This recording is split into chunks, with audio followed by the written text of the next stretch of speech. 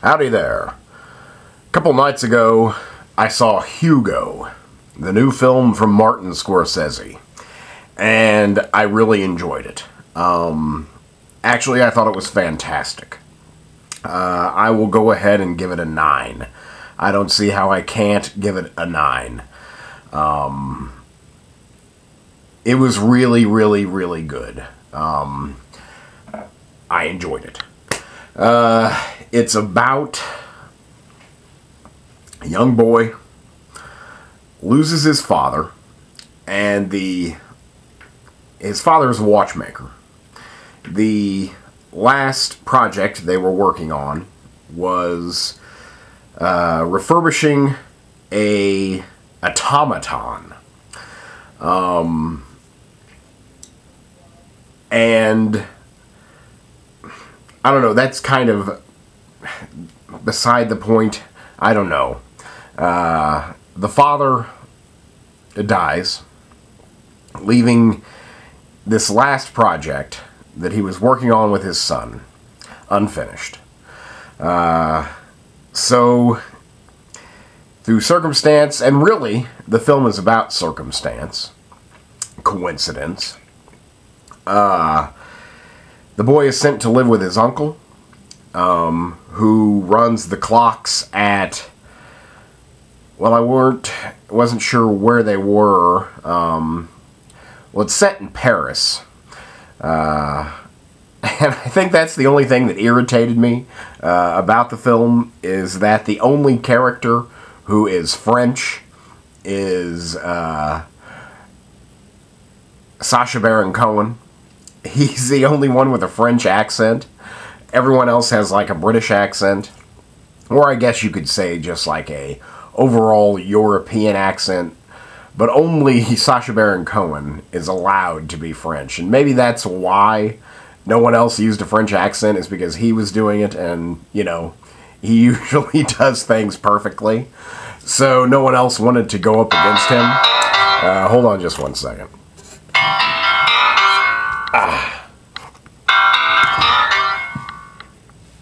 Hello. Yes? Okay.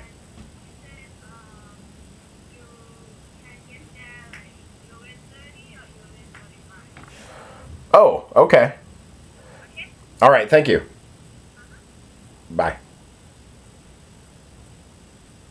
Anyway, gosh, where was I?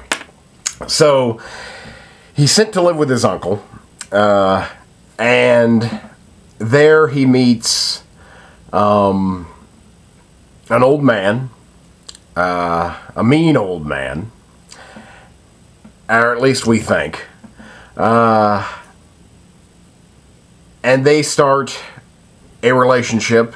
This man turns out to be a giant in film, and basically, you know, it's such a simple story. You know, there's not too much going on in terms of story. It's very simple, very elegant.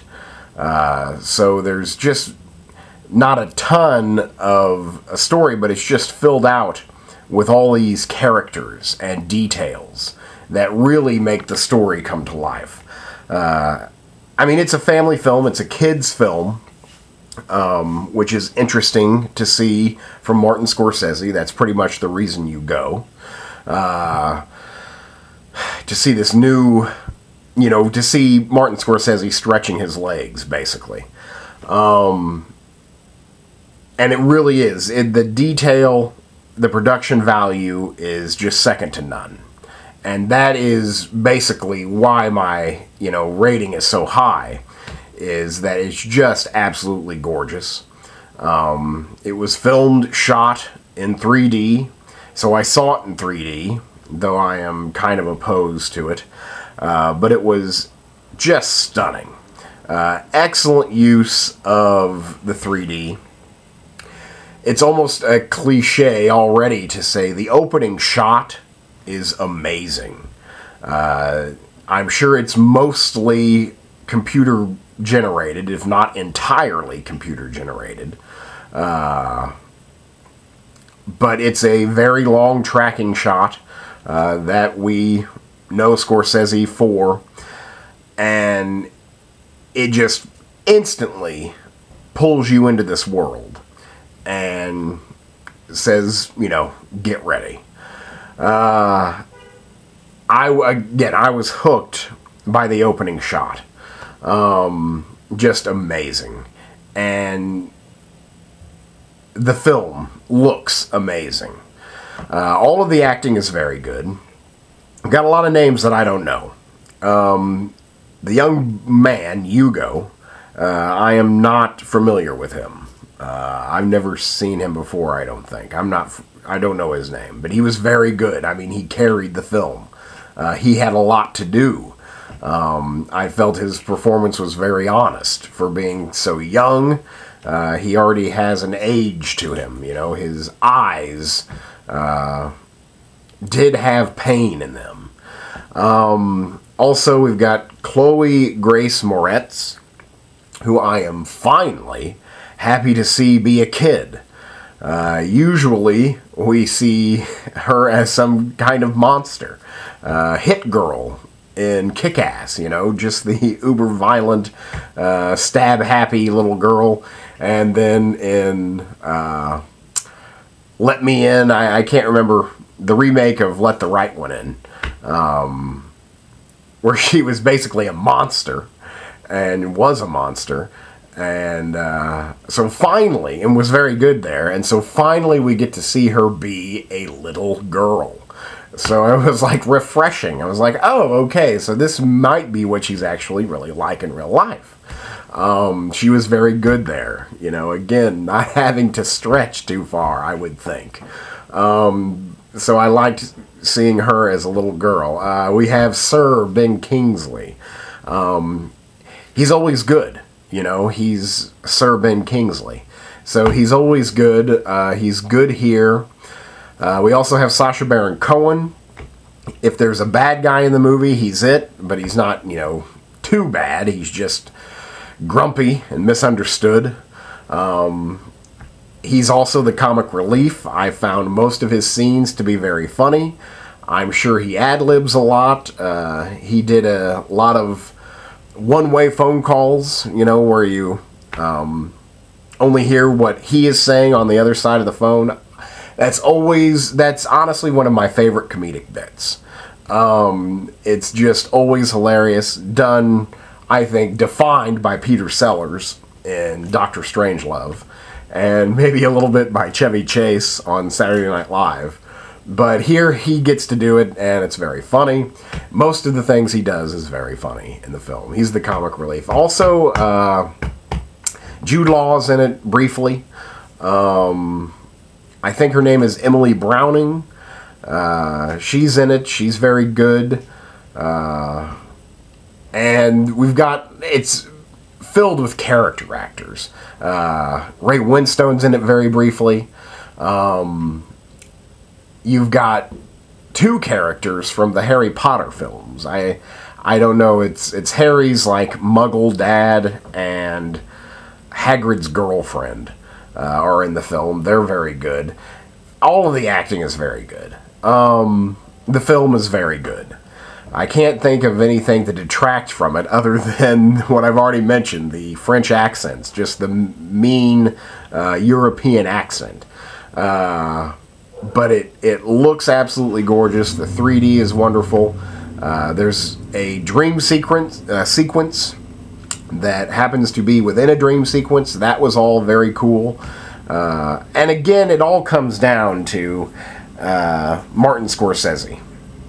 Martin Scorsese is, in my opinion, and I argue with myself about this quite a bit, is probably the #2 living filmmaker alive.